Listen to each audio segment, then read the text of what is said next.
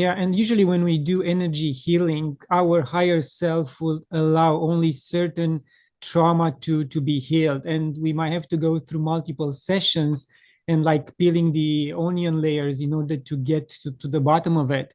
Do you find in your experience that something similar happens when you read the Akasha?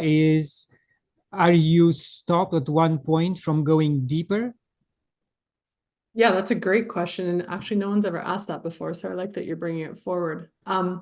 So it can be both. So if all the layers of the system within the individual, so their emotional layer, their mind layer, their energetic layer, their physical layer, their intuitive layer, if all the layers of the body are ready to release or upgrade, whichever direction that you're working with, it can happen spontaneously. I've had belief systems be completely disconnected and unlinked in the moment, and they've never had to work with that belief system again.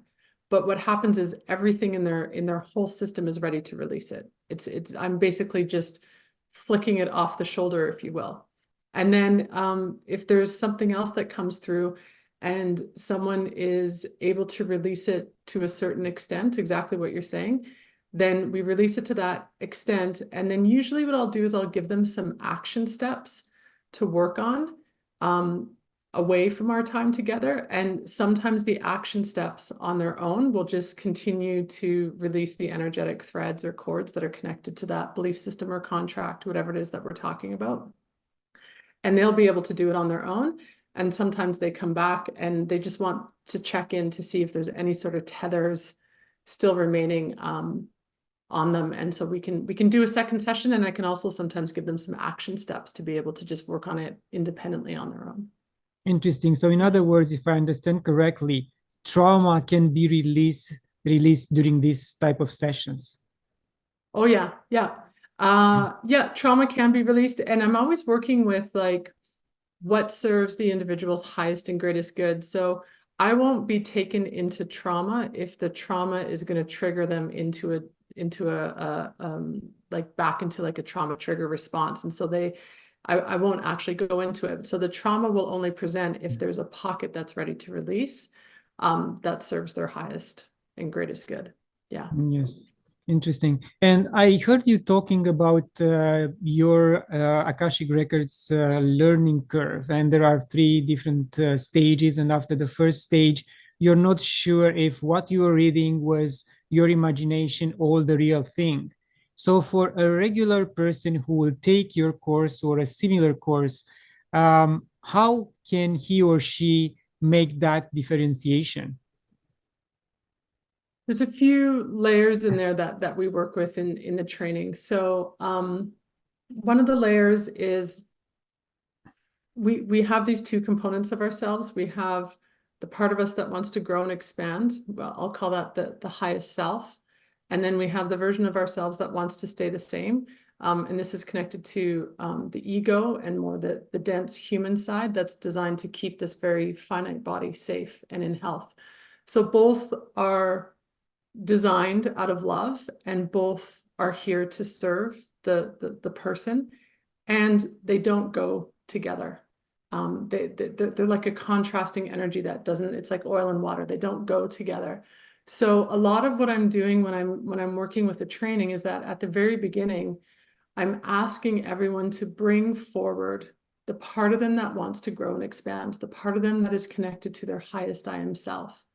And that's the person or the version that I want to be speaking to during the training, so that the egoic self doesn't hijack and take over the experience. Because the reality is this egoic portion of ourselves has been with us our whole life. It has so many arguments that I can't, I'll never be able to win an argument with it. So I'm actually asking the client or the student to do their very best to be able to manage which version of themselves are they putting in the driver's seat in this moment, and allowing me to talk to them. So that's number one. I'm trying to sort of set up the conditions for success before we start.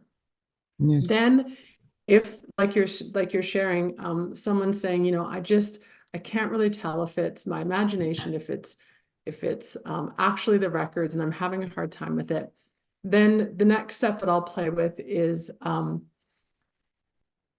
allow yourself, pardon me, allow yourself to be in a position where you're aware of what the ego is asking. It wants to come in with doubt and fear and disbelief. You're acknowledging it, you're recognizing it, but you're not letting it run the show. So it's not like you're exiling these parts of yourself. They're allowed to be here, but you're making sure that they're sitting sort of on the sidelines and watching and not taking over the experience that they're having. The other component that I'll play with, it depends on the individual, but sometimes what I'll do is when someone starts to receive what I call sort of the conscious stream of information coming in, and then so they start to get a download, that's another way that we'll describe it, of information from the Akashic field. And then if they interrupt that with, oh, I don't know if this is real, I don't know if this is my imagination, then they're interrupting that stream of energy coming in. So it creates a stop-start with them trying to read the records.